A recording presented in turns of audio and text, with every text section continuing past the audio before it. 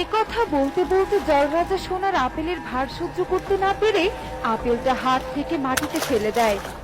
আর ঠিক তখনই সেই সোনার আপেলটা বিকট শব্দ করে ফেটে যায়, আর ফাটা আপেল থেকে এক জল সাধু বেরিয়ে আসে। এ তুই কি করলি? কি করলি?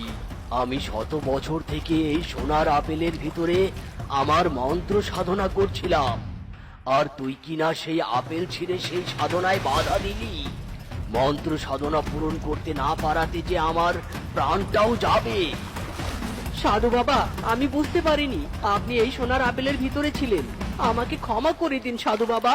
বলুন, আপনার এই ক্ষতি কিভাবে পূরণ করে দিব? জল রাজ্যের রাজা আমি, যা চাইবেন আমি তাই দিব আপনাকে। অহংকার, অহংকার! আমার সামনে অহংকার করছিস? তোকে আমি অভিশাপ দিলাম, আজ থেকে যুগের পর যুগ তুই এই আপেল গাছে বন্দী হয়ে থাকবি। না না, এত বড় অভিশাপ আমাকে দিবেন না সাধু বাবা। আমি জেনে শুনে এই অন্যায় করিনি, আমাকে ক্ষমা করুন, ক্ষমা করুন। আমি একবার যেই অভিশাপ দেই সেই অভিশাপ আর তুলে নিতে পারি না।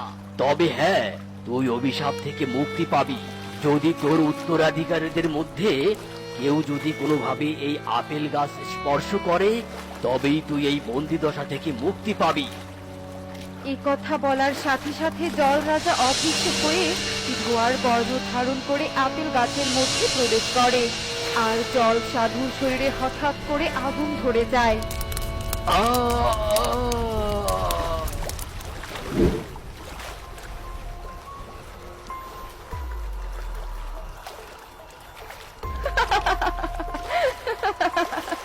আমার পথের কাঁটা সরিয়ে ফেলেছি।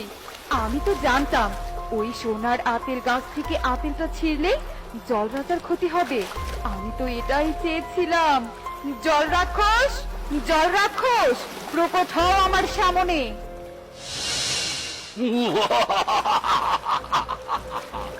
আমি উপস্থিত হয়েছি জলরানী।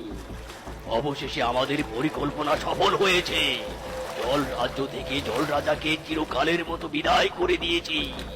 এবার রাক্ষস কুলের রাজা জল রাক্ষস তুমি আর আমি মিলে এই রাজ্য শাসন করব।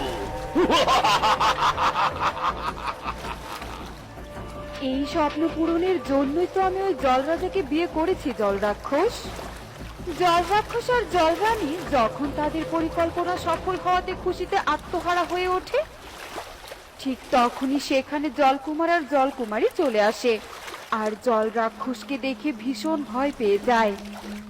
মা, মা, এ তো রাক্ষস, আমাদের ক্ষতি করে ফেলবে। মেরে ফেলো মা, মেরে ফেলো। এই চুপ কর, কে তোদের মা? আমি তোদের মা নই। আমি এই জল রাজ্য দখল করতে এসেছি। এসব তুমি কি বলছো?